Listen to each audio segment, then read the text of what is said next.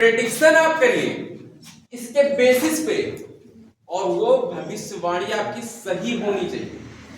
जैसे आपके बागेश्वर धाम सरकार एक है, देखे होंगे हर कोई, वो प्रेडिक्शन करते हैं, उनको लोगों ने कई बार टेस्ट भी किया, उनकी प्रेडिक्शन सही जाती है, इसलिए लोग मानते हैं। प्रेडिक्शन गलत हो जाए तो सारा का सारा सिस्टम खराब हो जाएगा, सिस्टम हैंग हो जाएगा, है ना। लेकिन हैंग नहीं हो रहा, बता ले। वैसे आपको यहां पे क्या करनी है,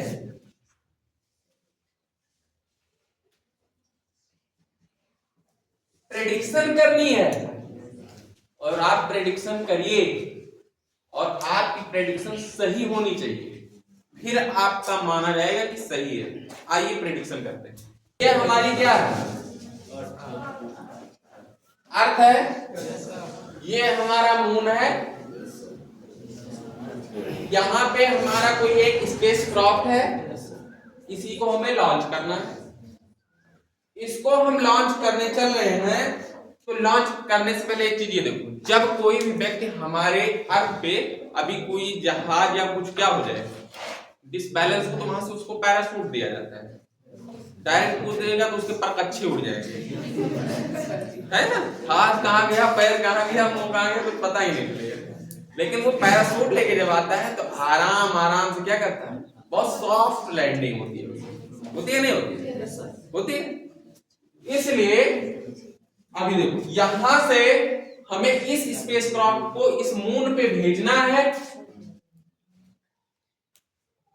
ये बात हम भी जानते हैं कि डायरेक्ट अगर यहां से उड़ाए और डायरेक्ट अगर गिरा देंगे तो ब्लास्ट हो जाएगा, फिर बचेगा ही, हमारा मिशन खराब हो जाएगा।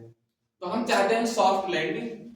तो सॉफ्ट लैंडिंग होने के बाद ये भी तो खींचता है ना अपनी तरफ, इसका भी मास है, जिसके पास मास वो ग्रेविटेशन फोर्स लगाएगा, है। तो ये खींचेगा, इसके पहले तो ये इस स्पेसक्राफ्ट को नहीं खींच पाएगा, लेकिन जैसे ही इस स्पेसक्राफ्ट और इसके बीच की डिस्टेंस क्या होगी, इसके रेंज में आने लगेगी, खींचना स्टार्ट कर देगा। हमने लेट किया कि ये इतनी डिस्टेंस से खींच लेगा, अपने अंदर खींच लेगा। फिर हम क्या करेंगे, इसको यहां से लॉन्च करेंगे, इसकी मदद से कितने फोर्स से हम इसको भेजें, ये हम कैलकुलेट करेंगे। फिर हमारे कई इक्वेशंस हैं मोशंस के, उससे हम ये कैलकुलेट करेंगे, इसको मान लीजिए कुछ किलोमीटर है, जो भी है, हमने मान लिया x किलोमीटर के बाद, x किलोमीटर यहां से यहां तक हमने मान लिया जाना, इसको यहां तक ये जाएगा, इसको कितना टाइम लगेगा हमने कैलकुलेट किया लिया, 4 घंटे टाइम लगेगा। 4 घंटे बाद ये यहां पहुंच जाएगा, मींस 4 घंटे बाद हमारा मून क्या हो जाएगा, इफेक्टिव हो जाएगा इस स्पेसक्राफ्ट खींचने के लिए। उसके बाद हमें करने की कुछ जरूरत नहीं है, उसके बाद हम इसे क्या कर दे, पैराशूट दे दे। लेकिन वहां पे तो एटमॉस्फेयर है नहीं, तो पैराशूट काम नहीं करेगा। पैराशूट काम कहां करता है, जहां एटमॉस्फेयर होता है उसमें एयर क्या करते हैं, भर जाते हैं, फिर धीरे धीरे क्या करते हैं, लैंडिंग होती है। तो एक काम करते हैं, इंजन को उल्टा स्टार्ट कर देते हैं। जैसे गाड़ी में क्या होता है, रिवर्स गियर होता है, आगे जा रही है रिवर्स लगा दो पीछे जाएगी। लेकिन कोई ऐसी ताकत हो जो उसको बहुत तेज खींचे, तो आप पीछे जाएंगे तो वो तेजी से नहीं खींच पाएगा, धीमे धीमे खींचेगा।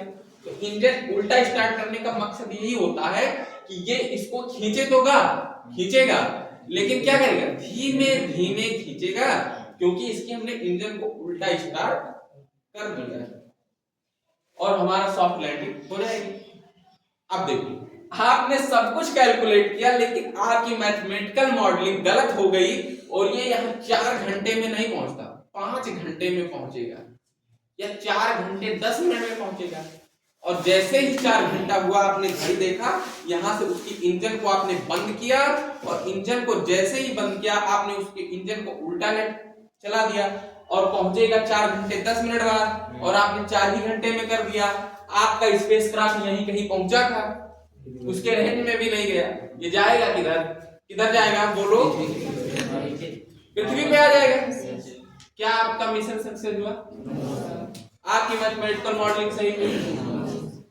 ये ठीक वैसे ही जैसे सांप सीढ़ी का खेल खेलते ना लूडो में, चढ़ते चढ़ते 98 पे गए, कितने पे खाता है 99 पे खाता है ना, उस पे गए, उसके बाद क्या किया आपको उसने निगल लिया और आगे डायरेक्ट 2 पे चढ़ गए, फिर आपकी क्या है सारा किया धरा आपका बेकार, फिर से ऑब्जर्वेशन करिए, कंट्रोल एक्सपेरिमेंट करिए, रीजनिंग करिए, मैथमेटिकल मॉडलिंग करिए, फिर प्रेडिक्शन करिए, और अगर आपका ये सही हो जाता है तो आपका क्या है वो सब कुछ सही है, और इसके बाद जब सब कुछ सही ही है तो लास्ट बचता है क्या वेरिफिकेशन और फाल्सिफिकेशन।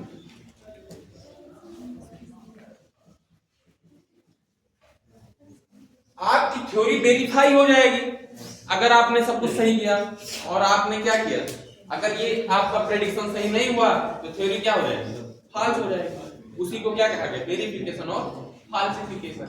ये था साइंस, फिर था फिजिक्स, फिजिक्स में लॉ बनते कैसे हैं ये उसका था मेथड। इतना हो गया। अब ये बताओ इसमें किसी को कोई दिक्कत